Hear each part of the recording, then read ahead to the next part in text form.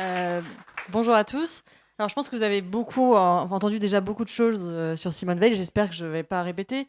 Et je voudrais qu'on s'intéresse à la Simone Veil humaine, j'allais dire sa personne, les liens qu'elle a pu entretenir avec d'autres personnes, parce que c'est quelqu'un, Simone Veil, de très cérébral, qui parfois est beaucoup dans l'abstraction et qui elle-même elle a un côté évidemment presque gnostique où elle refuse le corps, elle refuse le monde, elle est dans l'esprit, elle se voudrait même un pur esprit.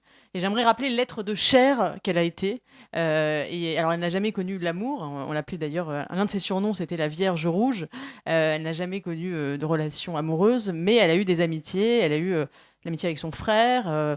Et je voudrais voilà, parler de ces 4 relations, avec 4 hommes d'ailleurs, qui n'ont pas été des relations amoureuses, mais des relations d'amitié. Enfin, dans le cas de Camus, une relation posthume. Donc d'abord le frère, puis je parlerai de son maître, Alain, puis de son ami Gustave Thibon, et enfin de son héritier, je pense qu'on peut l'appeler comme ça, Albert Camus. Donc le frère, alors Olivier Rey on a pas mal parlé à l'occasion, enfin on peut parler des mathématiques, et d'ailleurs il a écrit un très bel article sur la relation entre André et Simone Veil. Et c'est vrai que c'est assez rare, mais on peut dire que dans la famille Veil il y avait 2 génies. Ça ne s'était pas vu peut-être depuis les Pascal, Blaise Pascal et sa sœur. Mais effectivement, le petit André Veil était un génie. Il était prodigieusement doué dès son plus jeune âge. Et alors, pour dire un peu le milieu familial dans lequel évoluaient les Veil, André et Simone Veil étaient les enfants d'un couple assez fantasque de juifs agnostiques qui appartenaient à la bourgeoisie. Le père, Bernard Veil, qu'on surnommait Biry, il était un médecin originaire d'Alsace. Leur mère, Selma, qu'on appelait Mime, était une juive russe originaire de Galicie. Donc toute leur enfance, les enfants ont suivi leur père qui avait été affecté dans différentes villes, à Neufchâteau, Menton, Mayenne, Chartres, Laval. Donc c'était souvent une éducation qui était donnée à la maison, ce qui a beaucoup rapproché la fratrie. Simone et André Veil étaient extrêmement soudés. Alors chez eux, c'est Simone Pétrement qui raconte ça dans la magnifique biographie qu'elle a écrite sur Simone Veil, qui est très épaisse, mais qui est très complète et que moi j'ai personnellement trouvé fantastique. Elle raconte que chez les Veil, il n'y avait aucun jouet à la maison, à peine un ballon. Un jour, pour faire une surprise à leur père, André, 8 ans, décide d'apprendre à lire à Simone, qui en a 5. Donc on voit déjà à peu près le niveau familial. Les 2 enfants passent leur journée à dévorer des bouquins. Ils vivent dans le grand siècle, la littérature du grand siècle, le grec. Ils s'échangent comme ça du tac au tac des vers de Corneille et de Racine. Simone Pétrement l'écrit, elle dit « Tout jeu devenait chez eux un jeu intellectuel qui impliquait des connaissances ». Par exemple, ils avaient inventé un jeu des 7 familles, mais c'était pas le jeu 7 familles avec le boulanger ou le plombier. Eux, c'était le jeu des grands hommes. Il y avait la famille des poètes, celle des orateurs, celle des philosophes. Ils avaient recréé leur jeu de 7 familles. Ils étaient assez inséparables et ils étaient aussi malicieux parce qu'ils aimaient beaucoup jouer des tours à leurs parents. Un jour, ils s'étaient déguisés en mendiants pour mendier de maison en maison des friandises, en affirmant aux voisins que leurs parents les laissaient mourir de faim. Ils se promenaient pieds nus dans des sandales, en claquant des dents, jusqu'à ce que leur mère soit jugée indigne par les passants. Donc on voit qu'il y avait quand même un petit grain de folie chez les Veil.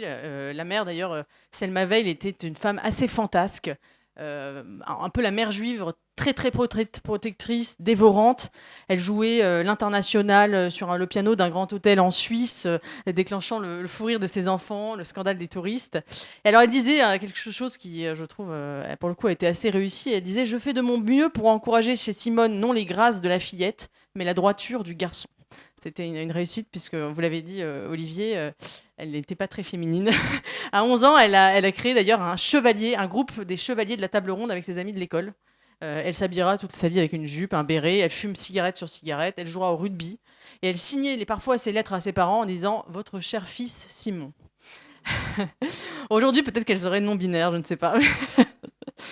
Alors André Veil, lui, c'est un génie absolu. Il passe son baccalauréat à 13 ans, il rentre à Normal Sup à 16 ans.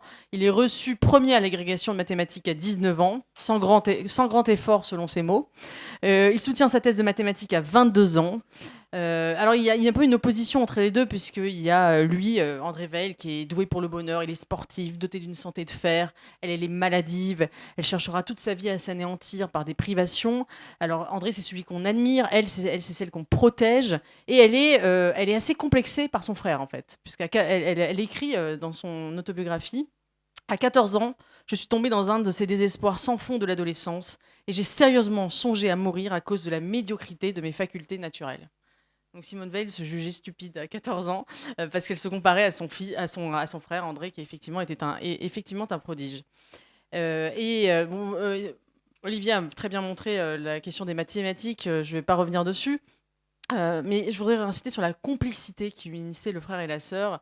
Il se donne des surnoms d'ailleurs assez drôles. Lui, il l'appelle la trollesse, en référence non pas à son allure masculine, mais à l'esprit malicieux qu'elle avait. Elle faisait beaucoup de blagues. Lui, elle l'appelle mon cher Noumen, blague de cagneux. Et il y a un très beau livre d'ailleurs de Sylvie Veil, la fille d'André Veil, qui s'appelle Chez les Veil, où elle raconte les coulisses de cette famille un peu dingue. Elle dit d'ailleurs que tous les deux avaient la chutzpah. En yiddish, ça veut dire l'audace, le toupet, le culot, une certaine arrogance. Et elle écrit tous deux ignoraient l'art des paroles aimables, des petits compliments qui facilitent tant les rapports avec autrui. Tous deux étaient incapables d'afficher des sentiments qu'ils n'éprouvaient pas. Il y a une anecdote que je trouve assez amusante. Un jour, André, c'est celle qui le raconte, André Veil il assiste à un concert à New York. Il y a de l'agitation au premier rang, l'orchestre cesse de jouer. Une civière emporte un homme allongé. Le concert reprend, des personnes chuchotent. André Veil leur lance un furieux « Silence !» Une personne se retourne, outragée, et dit « Vous n'avez pas vu, le monsieur était mort !» Réponse d'André Veil « Et alors, il y a bien pire que de mourir en écoutant du Mozart !»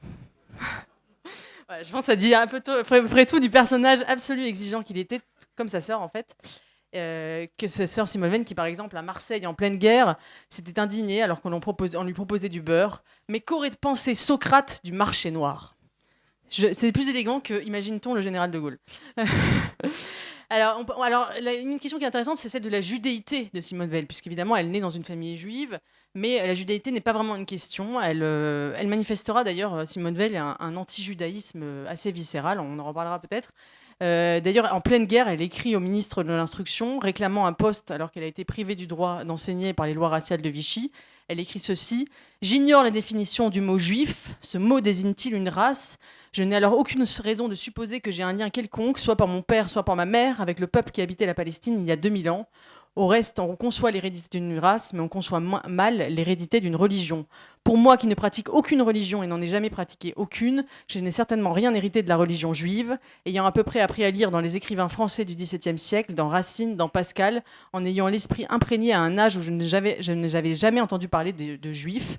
S'il y a une tradition religieuse que je regarde comme mon patrimoine, c'est la tradition catholique. » Et André Veil, qui était par ailleurs passionné de sanskrit, comme beaucoup d'intellectuels à l'époque, se sentait assez proche de l'hindouisme, et il dira lui aussi, pendant la guerre, quelqu'un m'a dit que j'étais juif, mais je ne savais même pas ce que ça voulait dire.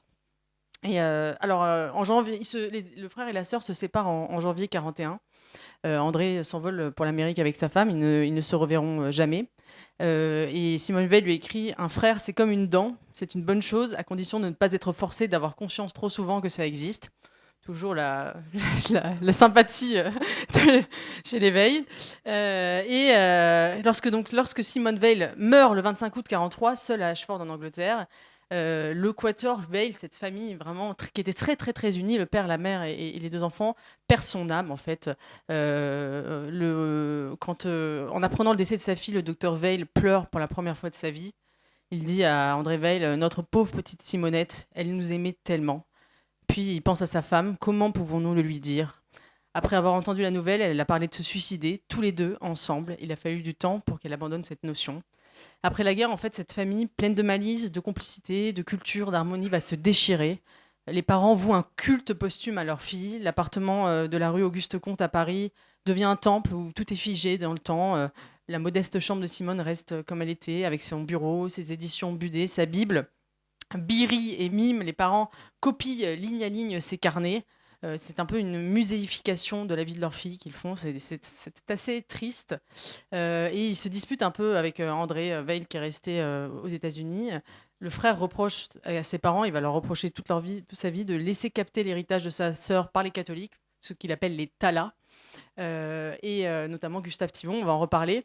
Voilà. Et il mourra, André Weil, lui, il fit toute sa carrière aux États-Unis. Le Collège de France n'avait pas voulu qu'il enseigne parce qu'il avait déserté en 1939. Et il mourra à Princeton en 1998, à l'âge de 92 ans. Voilà. Et il avait fui en quelque sorte l'ombre dévorante de sa sœur. Il écrira d'ailleurs: Simone n'a pu fuir nulle part, sauf à la fin, bien sûr. Je voudrais vous parler maintenant d'Alain. Alain, qui était le philosophe, qui a été le maître en fait de Simone Weil. Et ce qui m'a frappé, c'est que moi-même, j'ai découvert Simone Weil par un professeur de philosophie en terminale qui m'a donné l'enracinement à lire. Et ça a été une sorte de bouleversement. Et en faisant cette série sur Simone Weil, je me disais qu'en fait, à l'origine de beaucoup d'intellectuels en France, il y a souvent cette espèce de passeur, le professeur qui a passé le savoir, Peggy et ses hussards noirs, il y a Camus avec Monsieur Germain, Alain lui-même a eu Jules Lagneau, son professeur hussard de la Troisième République, et Simone Weil a eu, elle, Alain. Alain qui a été vraiment son formateur à Henri IV dans les années 20. Il faut savoir qu'elle est une des premières femmes à rentrer à Normal Sup, Simone Weil. Elles sont 3 dans l'hypocagne d'Alain sur à peu près 80 élèves en 1925. Et Alain, à l'époque, Alain il revient. C'était après la Première Guerre mondiale, où il avait été blessé. Il est d'un pacifisme viscéral et il enseigne ce pacifisme à ses élèves. Et il a un peu un petit groupe d'élèves qui le suivent et qui sont très proches de lui, qui partagent ses idées, dont fait partie Simone Weil. Et tout de suite, Alain en fait, va être frappé par l'intelligence de Simone Weil. Ses appréciations en témoignent. Le premier trimestre, je cite, de la sûreté, de la netteté et souvent du trait dans l'analyse. Les perspectives d'ensemble sont moins claires. Deuxième trimestre, excellent élève qui s'instruit, se force, se développe avec une rapidité et une sûreté admirables. Troisième trimestre, excellent élève qui conduit fort bien ses réflexions, toujours en suivant les grands auteurs et d'après une méthode originale. Très important la méthode, parce que c'est vrai que ce qui distingue la pensée de Simone Weil, c'est aussi une méthode. En 1926, elle écrit un topo qui impressionne beaucoup son maître. C'est une méditation sur Alexandre traversant le désert. En proie à la soif comme ses soldats, il répand à terre l'eau qu'on lui apporte dans un casque. Commentaire de Simone: son bonheur, s'il l'avait bu, l'aurait séparé de ses soldats. Et on retrouve beaucoup d'ailleurs dans les écrits de Simone Weil des extraits, en tout cas des réflexions qu'elle avait déjà développées dans des topos qu'elle faisait à Alain en classe. Dans ce petit milieu de cagneux, il n'y a pas qu'Alain qu'elle impressionne, puisqu'elle va marquer véritablement tous ses contemporains par sa soif d'absolu, son exigence morale et intellectuelle, et sa capacité de mettre ses actes en cohérence avec ses paroles. Et on a beaucoup de témoignages d'ailleurs de l'époque, je vais en citer quelques-uns. Simone de Beauvoir, par exemple, qui dans Les Mémoires d'une jeune fille rangée raconte, je la cite: « Elle m'intriguait à cause de sa grande réputation d'intelligence et de son accoutrement bizarre. Elle déambulait dans la cour de la Sorbonne, escortée par une bande d'anciens élèves d'Alain. Elle avait toujours dans la poche de sa vareuse un numéro des Libres Propos et dans l'autre un numéro de l'Humanité. Une grande famine, et ça fait penser à la phrase qu'a citée à Mathieu tout à l'heure, une grande famine venait de dévaster la Chine, et on m'avait raconté qu'en apprenant cette nouvelle, elle avait sangloté.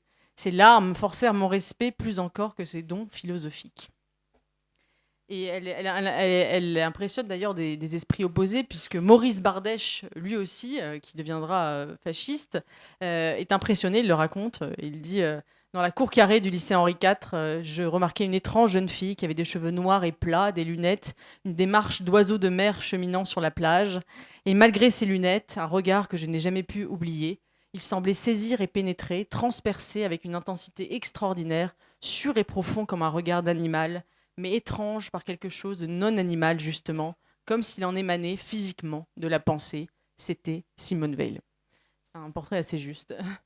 Alain, lui, il l'appelle la Martienne. Alors, à l'époque, ce qui m'amusait, enfin, en lisant la biographie de Simone Pétremans, c'est qu'on se rend compte que Simone Weil n'est pas encore la mystique qu'elle deviendra. Elle n'est pas qu'une militante d'extrême gauche et une sainte, elle est aussi une jeune fille malicieuse. Elle n'hésite pas à canuler, ça vient d'ailleurs de ce vocabulaire de cagneux, faire des blagues, comme on dit anormal. Elle est d'ailleurs renvoyée 8 jours pour avoir fumé dans la cour. La cigarette d'ailleurs fut le seul vice de Simone Weil. Elle était vraiment très très addicte à la cigarette. Pendant la guerre, elle dira que la seule chose pour laquelle elle comprenait qu'on file la queue, c'était le tabac. Donc elle avait quand même un petit attachement à une passion, en tout cas physique. Le professeur de latin dira: depuis que cette fille est dans la classe, cette classe est folle. Je pense d'ailleurs que si elle n'avait pas été dévorée par ce qui va qui va lui pourrir sa vie jusqu'au bout, c'est-à-dire ces affreuses migraines qu'elle avait sans cesse et qui étaient absolument abominables, elle souffrait physiquement énormément. Ces années, je pense, en Hippocane puis à Normal Sup, furent à mon avis les plus joyeuses de sa vie. Elle a vraiment été heureuse, je pense, à ce moment-là.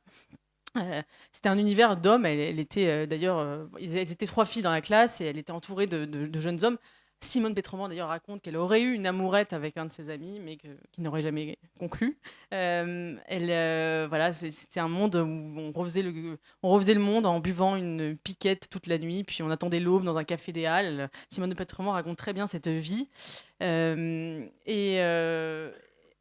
voilà, et à l'époque, voilà, Normal Sup se divisait entre les talas, ceux qui allaient à la messe, les catholiques, et les communistes, et d'un côté les militants d'Action française et les pacifistes. Alors Simone Veil, elle appartenait sans conteste à au deuxième groupe.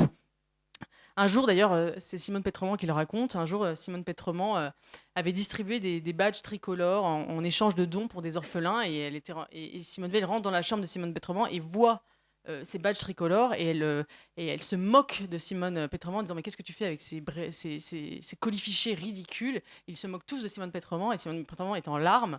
Elle est très affectée par cette moquerie, et en fait c'est pour vous dire le cheminant qu'elle a fait ensuite dans l'enracinement vers le patriotisme, mais elle était dans un rejet total du drapeau tricolore, de la nation, de la patrie dans ces années-là. Elle vomissait vraiment la patrie. Elle était influencée par Alain, elle est dans un antimilitarisme absolu. Alors, leurs trajectoires se sépareront, Alain et elle, en 1939, puisque Simone Veil, qui avait approuvé 1 an plus tôt les accords de Munich, rompt avec le pacifisme. Elle ouvre enfin les yeux sur la férocité d'Hitler. Elle ne rejoint pas le défaitisme d'Alain, qui, lui, signe la même année une pétition intitulée Pour une paix immédiate. Alain, d'ailleurs, restera muet pendant la guerre. Il sombrera dans la mélancolie et l'attentisme. Voilà, et je pense que Alain a eu une véritable influence sur la pensée de Simone Veil. Je pense que le dualisme d'Alain, qui professait la séparation de l'esprit et du monde comme lointain héritage du platonisme, on le retrouve chez Simone Veil. Il y a quelque chose qu'on retrouve très clairement. Voilà, et Alain d'ailleurs conservera toujours de l'affection pour celle qu'il appelle avec Simone Pétrement mes chères filles.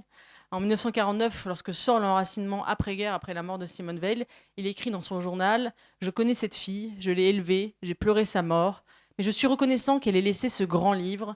Il a été écrit pour tout le monde, en bon français, à la façon de Montesquieu. Et je trouve que ces mots sont importants parce qu'ils témoignent, je pense, d'une conception de la philosophie que partageaient Simone Veil et Alain, qui était non pas la construction d'un système et l'innovation par des concepts, mais l'art de refonder les grandes questions philosophiques dans un style simple, clair et accessible. Je crois que la clarté du langage, de la langue de Simone Veil, il dit à la façon de Montesquieu, on voit très bien ce qu'il veut dire quand on lit l'enracinement. Effectivement, il y a quelque chose d'une clarté d'ailleurs très française.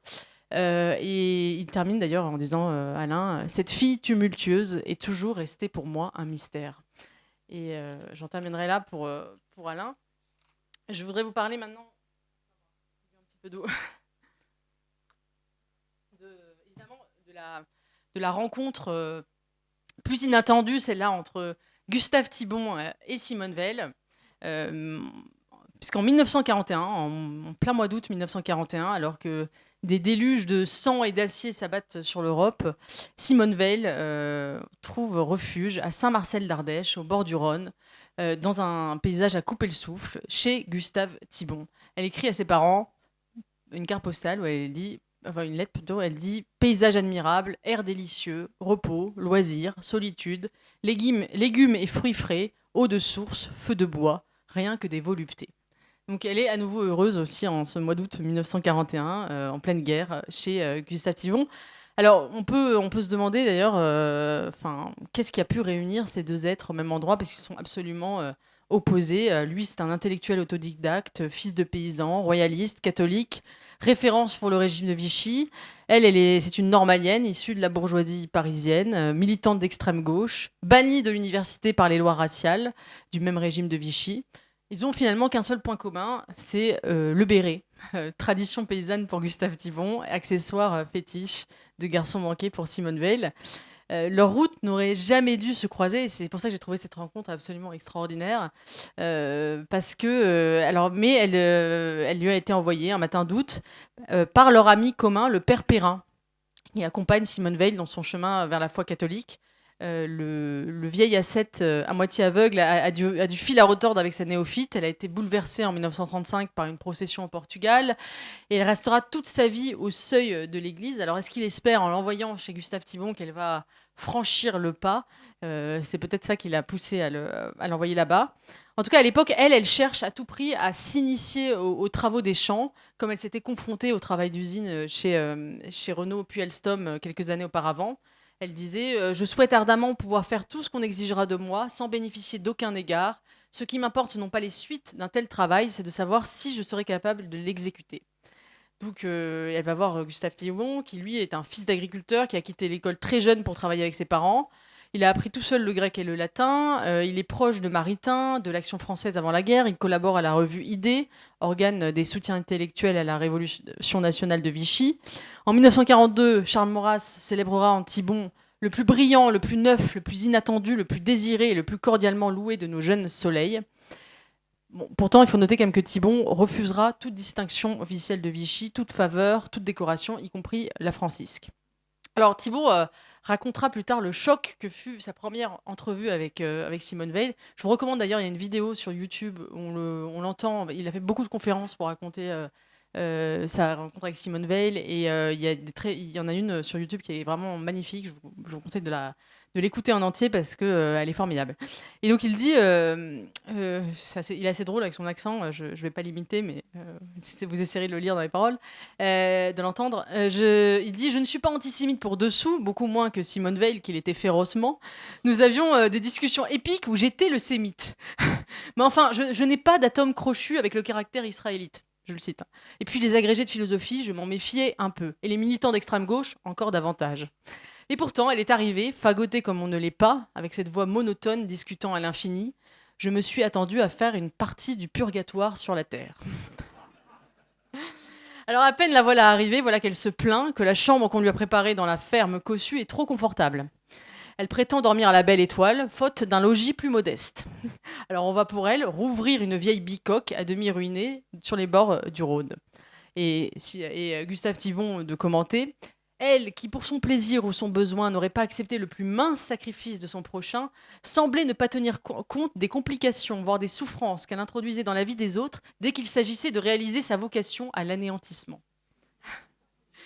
Et ça, je trouve ça assez juste dans le caractère de Simone Veil. Et on le voit aussi d'ailleurs avec sa mère, Selma, qui raconte, c'est Simone Pétrevant qui raconte ça dans la biographie, comment la mère de Simone Veil Simone Veil avait des gros problèmes alimentaires. Elle souffrait ce qu'on appellerait aujourd'hui des troubles alimentaires.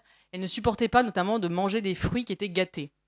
Et donc Selma Veil allait acheter les plus beaux fruits, par exemple les plus belles poires qui soient au bon marché. Et elle disait à Simone Veil qu'elle les avait trouvées dans une poubelle. Parce que Simone Veil, sinon, n'aurait jamais accepté de les manger. Et donc elle raconte comment elle mentait à sa fille. Pareil, elle prenait les meilleurs morceaux du boucher. Elle disait à Simone Veil, non, mais c'est ce que le boucher n'arrive pas à vendre. Il allait le jeter, c'est de la viande périmée. Et ça, c'était pour que Simone Veil accepte de les manger, mais elle était en même temps très exigeante. C'était un cas. Mais elle est en tout cas ravie dans cette petite maison. Elle appelle ça sa maison de conte de fées, au sol en terre battue, près de laquelle coule une source. Elle dort dans un sac de couchage, sur un matelas d'épines de pin. Elle est ravie.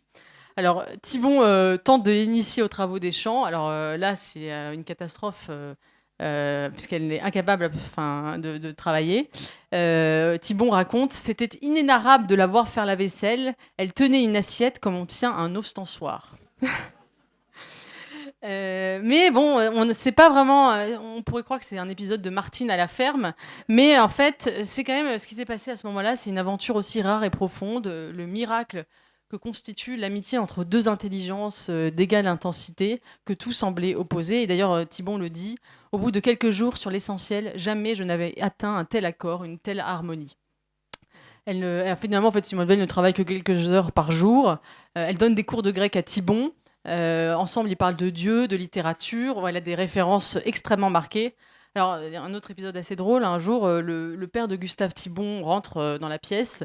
C'est un brave paysan qui avait pris quelques vers pompiers à l'école de la République. Peut-être que c'était des vers d'Hugo. Il les récite à Simone Veil, qui lui répond qu'elle n'a jamais rien entendu d'aussi stupide. Le brave homme est assez vexé. Elle dit qu'elle, elle n'aimait que les génies qui étaient proches de la sainteté. Homère, Sophocle, Platon, François Villon. Elle exclut Racine parce que dans la préface à l'une de ses pièces, il a fait un compliment à Louis XIV. Et ce à quoi Gustave Thibon lui répond « Je n'ai pas vérifié le fond de l'âme de Racine avant de l'admirer ». Parfois, elle se tait, elle reste des heures durant à contempler le magnifique panorama qui se déploie sur une centaine de kilomètres, de la chaîne de Beldon jusqu'aux Alpilles. Et je pense que c'est là où elle a théorisé cette notion de l'attention, dont elle parlera aussi dans plusieurs de ses textes, où elle dit « L'attention à son plus haut degré est la même chose que la prière ». Alors, y a-t-il eu, ça c'est pour le côté un peu closer ou gala, y a-t-il eu entre Gustave Thibon et Simone Veil plus que de l'amitié ? À Saint-Marcel d'Ardèche, les gens racontent qu'il héberge sa maîtresse, une folle, vivant dans une cabane. Et alors là, réponse de Gustave Thibon, j'adore. J'aurais pu vivre avec elle sur une île déserte, je crois que je n'aurais jamais eu de tentation. Elle était dans une autre dimension. Un jour, elle lui confie, et ça c'est très drôle aussi, avec une tendre ironie envers elle-même, « J'ai tout raté, l'université, ouvrière, soldat, ouvrier agricole, il ne me reste plus que le trottoir. » Réponse de Gustave Thibon, « Je ne voudrais pas vous décourager, mais il me semble que c'est là que vous aurez le moins de succès. » Tout ça montre que Simone Veil n'était pas que l'austère militante, la martyre intransigeante forgée par sa légende. C'était, et Thibon s'en souvient, une compagne charmante et pleine d'esprit. Elle maniait la plaisanterie sans mauvais goût et l'ironie sans méchanceté. Son érudition extraordinaire est si profondément assimilée qu'on la distinguait à peine de l'expression de sa vie intérieure, donnée à sa conversation un attrait inoubliable. Alors après ce bref séjour, Simone Veil ira faire une vraie expérience viticole, les vendanges, à Saint-Julien-de-Pérolas dans le Gard, chez un ami de Gustave Thibon. Et en octobre 1941, à la suite de cette plongée dans les vignes, elle écrit une lettre à Xavier Vallat, commissaire aux questions juives, une lettre à l'ironie mordante, je vais vous en lire un extrait. « Le gouvernement a fait savoir qu'il voulait que les juifs entrent dans la production et de préférence aillent à la terre. Je regarde le statut des juifs comme étant d'une manière générale injuste et absurde, car comment croire qu'un agrégé de mathématiques puisse faire du mal aux enfants qui apprennent la géométrie du seul fait que 3 de ses grands-parents aillent à la synagogue. Mais en mon cas particulier, je tiens à vous exprimer la reconnaissance sincère que j'éprouve envers le gouvernement pour m'avoir ôté de la catégorie sociale des intellectuels et m'avoir donné la terre et avec elle toute la nature, car seuls possèdent la nature et la terre ceux à qui elles sont entrées dans le corps par la souffrance quotidienne des membres rompus de fatigue. » Une lettre assez ironique. Et Gustave Thibon qualifiera sa rencontre avec Simone Veil de capitale. Et effectivement, Simone Veil a eu une énorme influence sur Gustave Thibon. Mais je pense aussi que Gustave Thibon a eu une influence sur Simone Veil. On ne pénétrera jamais le mystère de leur discussion. Mais il me semble que de toute évidence, la fréquentation du philosophe conservateur a influencé, et sa rencontre avec le monde paysan a influencé évidemment l'écriture de l'enracinement en 1943 à Londres. Dans l'enracinement, d'ailleurs, elle reprochera à Vichy d'avoir déshonoré les beaux mots de travail, de famille et de patrie. Elle écrit, d'ailleurs, « Peu importe que le gouvernement de Vichy ait mis en avant une doctrine régionaliste, son seul tort à la matière est de ne pas l'avoir appliquée. Loin de prendre en toute chose le contre-pied de ces mots d'ordre, nous devons conserver beaucoup des pensées lancées par la propagande de la Révolution nationale, mais en faire des vérités. » Alors, il se revoit une dernière fois à Marseille en avril 1942, juste avant son départ pour New York, où elle passera brièvement avant de repartir à Londres. Ils parlent toute une nuit, ils discutent toute une nuit, et Gustave Thibon raconte « J'entends encore la voix de Simone Veil dans les rues désertes de Marseille, tandis qu'elle me reconduisait à mon hôtel aux premières heures du matin. Elle commentait l'Évangile, sa bouche parlait comme un arbre donne son fruit. » Avant la publication de l'enracinement par Albert Camus, je vais en parler juste après, c'est donc Gustave Thibon qui, le premier, publiera La pesanteur et la grâce, un recueil d'aphorismes issus des carnets qu'elle lui avait confiés en 1941. Thibon dira « On m'a beaucoup reproché d'avoir tiré Simone Veil vers le catholicisme. notamment son frère, on en a parlé, qui l'avait accusé de récupération. Mais bon, je pense que... Est-ce qu'on peut parler de la récupération ou plutôt d'une ouverture d'esprit de la part d'un homme qui était capable d'admirer à la fois Nietzsche et le Christ? Ce n'est pas de la faute d'ailleurs des catholiques si l'héritage de Simone Veil a été complètement occulté par la gauche après-guerre, sans doute parce qu'au moment où triomphaient les existentialistes et leur conception de la liberté comme arrachement, son éloge des limites et de l'enracinement a été jugé obsolète. Et j'en viens donc la dernière rencontre, une rencontre posthume, qui est celle avec Albert Camus. Albert Camus et Simone Veil ne se sont jamais rencontrés, mais le 9 décembre 1957, alors qu'Albert Camus reçoit le prix Nobel de littérature, et il a 44 ans, et c'est un homme au fait de sa gloire, et bien la veille de son couronnement, la veille avant de s'envoler vers Stockholm, il se rend aux 3 rue Auguste Comte, à quelques pas du Luxembourg. Il vient se recueillir quelques instants dans la chambre où a vécu Simone Veil et où vivent toujours ses parents. Il est, je l'imagine en tout cas, seul dans le silence de cette chambre vide devant les budets de Simone Veil. Qu'est-ce qu'il a pu se dire, je me le demande. Mais en tout cas, lors de la conférence de presse qui suit la remise de prix, on l'interroge, on lui demande « Y a-t-il en France des écrivains contemporains avec lesquels vous vous sentez une fraternité d'âme ?» Et Camus répond « Oui, il y a beaucoup d'hommes en France avec qui je me sens une fraternité profonde. Je citerai 2 noms. L'une est une personne morte, je parlais de Simone Veil, et il arrive qu'on se sente aussi près d'un esprit disparu que d'un esprit vivant. » L'autre écrivain sera René Char, qu'il citera.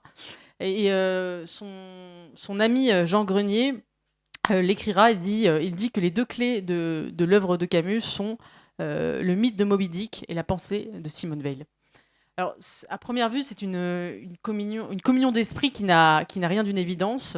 Qu'est-ce qu'il y a de commun entre l'homme à femme qui était Camus, à la gueule d'acteur, très charnel, qui aime le monde tel qu'il est, qui est justement dans le refus de l'arrière-monde, et Simone Veil, la Vierge Rouge, la binoclarde, la spirituelle qui n'aspire qu'à l'éternité. Lui, le petit gamin, parti des ruelles d'Alger à la conquête de Saint-Germain-des-Prés. Elle, la bourgeoise qui était à Normal Sup. Elle qui vivait son corps comme un tombeau, et lui qui était soumis à la sensualité. Et d'ailleurs, il l'écrit et dit « Moi qui depuis longtemps vivais, gémissant dans le monde des corps, j'admirais ceux qui, comme Simone Veil, semblaient y échapper. Pour ma part, je ne pouvais imaginer un amour sans possession, et donc sans l'humiliante souffrance qui est le lot de ceux qui vivent selon le corps. » Et c'est vrai que Camus vivait selon le corps et Simone Veil selon l'âme.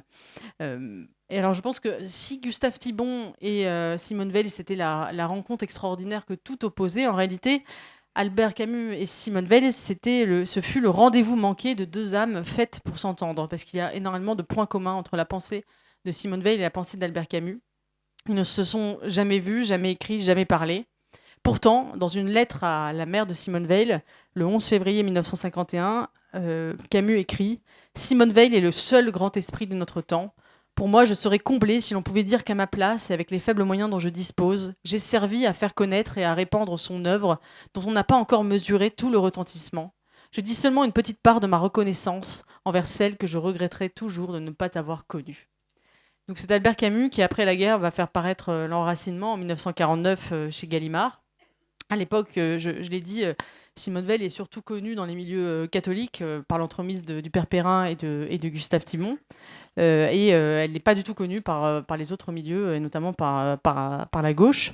Albert Camus, lui, l'a découvert après un voyage aux États-Unis en 1946, et il dit de L'Enracinement « Ce livre, un des plus importants à mon sens, jette aussi une lumière puissante sur l'abandon où se débat l'Europe. Et il fallait peut-être la défaite, l'hébétude qui l'a suivie, la méditation taciturne que tout un peuple a poursuivie dans les années obscures, pour que des idées aussi inopportunes, des jugements qui renversent tant d'idées reçues, qui ignorent tant de préjugés, puissent trouver enfin chez nous leur exact retentissement. Il me paraît impossible, en tout cas, d'imaginer pour l'Europe une renaissance qui ne tienne pas compte des exigences que Simone Veil a définies dans L'Enracinement. » Je ne vais pas revenir sur l'enracinement, puisque Mathieu en a parlé, et j'imagine que d'autres intervenants vous en ont parlé aujourd'hui, donc je ne reviendrai pas sur le cœur du livre qui a beaucoup marqué Camus, mais je dirais que pour moi, il y a 3 sources à la pensée de Simone Veil. qui sont la pensée grecque, et en particulier le platonisme et son idée du bien, le christianisme, évidemment, la figure du Christ d'ailleurs bien davantage que le canon de l'Église, et le syndicalisme révolutionnaire, et notamment l'anarchisme proudhonien. Et il me semble que ces trois sources, on les retrouve d'ailleurs chez Albert Camus. Le soleil de la Grèce illumine aussi son œuvre. La question de la limite aussi, puisque Simone Veil écrit dans l'Iliade ou le poème de la force que l'objet premier de la méditation chez les Grecs est la némésis, le châtiment, je la cite, qui punit automatiquement l'abus de la force. Les idées de limite, de mesure, d'équilibre, qui devraient déterminer la conduite de la vie, n'ont plus qu'un emploi servile dans la technique. Nous ne sommes géomètres que devant la matière. Les Grecs furent d'abord géomètres dans l'apprentissage de la vertu. Et cette leçon grecque, je crois, est aussi au cœur de l'œuvre d'Albert Camus. C'est ce qu'il appellera la pensée de midi, l'idée de la juste mesure. On sait d'ailleurs que la Némésis devait être l'objet de son troisième cycle de réflexion sur les mythes grecs après Sisyphe et Prométhée. Toute sa vie, Albert Camus a tenté, comme Simone Veil, de dresser des ponts entre l'hellénisme et le christianisme. C'était même l'objet de son mémoire de fin d'études à Alger en 1936, Métaphysique chrétienne et néoplatonisme. D'ailleurs, Simone Veil, qui professe un dieu qui s'est totalement retiré du monde, c'est une position en fait gnostique pardon, qui n'est pas si éloignée, je trouve, de l'absurde camusien. D'ailleurs, c'est Roger Nimier, le hussard Roger Nimier, qui envisage d'ailleurs les deux auteurs. Il rapproche Camus de Simone Veil avec un peu de condescendance et de mépris, mais au moins il les assemble. Il disait « On est amené à penser qu'une certaine morale moderne se bâtit autour de noms comme ceux de Simone Veil, d'Albert Camus, d'Antoine de Saint-Exupéry. Le nom de cette école serait le spiritualisme. » Alors, je ne sais pas si le mot spiritualisme convient à Albert Camus et Simone Veil. Moi, je les rangerais plutôt dans la catégorie des anarchistes conservateurs, c'est-à-dire des gens qui sont attachés aux grandes permanences de l'humanité, mais rebelles aux grandeurs circonstancielles, et qui considèrent que l'ordre et la liberté sont deux besoins fondamentaux de l'âme. Simone Veil et Albert Camus viennent tous les deux de la gauche. Le sort des plus humbles, la passion de la justice, l'esprit de la révolte ont habité leur cœur, mais ils s'inspirent d'ailleurs tous les deux de la tradition libertaire et syndicaliste, mais ils se sont très vite tous les deux méfiés du communisme et de ses injonctions totalitaires. Simone Veil a assez vite vu les dangers du communisme. Dans Réflexion sur la condition ouvrière, elle dit que la révolution marxiste n'aboutirait qu'à une nouvelle forme d'oppression, car elle ne ferait que remplacer une bureaucratie par une autre, et elle poursuivrait la déshumanisation du travail par la technique. Alors, ils ont aussi en commun la critique du progrès, de l'idéologie, le rejet de l'esprit de parti, le refus de mentir au nom du bien. Et ils sont aussi tous les deux conservateurs, puisqu'ils ont tous les deux une patrie intérieure qui les a détournés de la fièvre révolutionnaire, qui les a empêchés de prendre des grandes postures morales. Dans le mantra d'ailleurs d'Albert Camus, empêcher que le monde ne se défasse, on retrouve, je trouve, l'inspiration vélienne de respect pour le passé comme source et nourriture du présent. Et je trouve en fait que ce qui frappe le plus chez Albert Camus et Simone Veil, c'est leur communauté de destin, en fait. Puisque Simone Veil s'est éteinte à 34 ans, en plein été, dans un sanatorium anglais. Albert Camus, lui, s'est tué à 47 ans, en plein hiver, dans un accident de voiture, dans une petite route de Lyon. Elle meurt de privation, lui meurt d'excès. Ce sont deux destinées fauchées, deux pensées aussi fécondes en fait qu'inachevées, qui ont été deux météores dans le siècle sanglant du XXIe siècle. Et je trouve qu'ils ont laissé une trace, une traînée de lumière qui nous éclaire aujourd'hui aussi à nous, génération du XXIe siècle, où jamais finalement cet anarcho-conservatisme n'a été aussi important, c'est-à-dire cette nécessité de concilier l'exigence de la révolte avec la nécessité de l'enracinement. Voilà pourquoi je pense qu'on peut rapprocher ces deux figures et qu'elles nous éclairent aussi aujourd'hui. Merci beaucoup.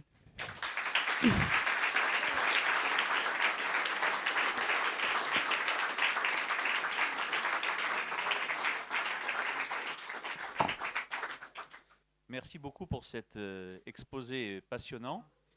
Je voulais savoir si vous avez travaillé à partir d'écrits ou c'est une synthèse personnelle, parce que je trouve que ça serait très intéressant justement de pouvoir avoir un livre ou un colloque avec les différents tableaux que vous avez brossés les uns après les autres. Je pense que pour la réflexion et l'évolution de la pensée pour les jeunes générations, ça serait très intéressant. Je me Non, c'est une synthèse personnelle à partir de plusieurs textes que j'ai travaillés et lus. Je me suis beaucoup appuyée sur la biographie de Simone Pétremont, qui est vraiment extraordinaire et qui est voilà, très, très, très, très dense. Elle a fait un travail magnifique sur son amie Simone Veil. Voilà, aussi des écrits divers. J'ai l'impression, c'est absolument subjectif, mais j'ai l'impression qu'elle est beaucoup étudiée aux États-Unis, Simone Veil. J'ai trouvé beaucoup de textes sur elle émanant de l'université américaine, plus d'ailleurs que dans l'université française, notamment sur ses liens avec Albert Camus. Il y a eu des thèses aux États-Unis là-dessus. Peut-être parce que c'est André Weil aux États-Unis qui a eu une postérité, qui a fait rayonner la postérité de Simone Veil. Elle a été beaucoup lue aux États-Unis. Voilà, donc c'est une synthèse personnelle. J'ai écrit 4 articles qui sont parus dans le Figaro et que vous pouvez retrouver sur le site du Figaro si jamais ça intéresse. Si jamais ça vous intéresse. Dernière question. Une page de pub pour nos collègues américains. Le dernier collectif américain sur Simone Veil vient de paraître aux États-Unis. Voilà, je peux fournir les références. Oui.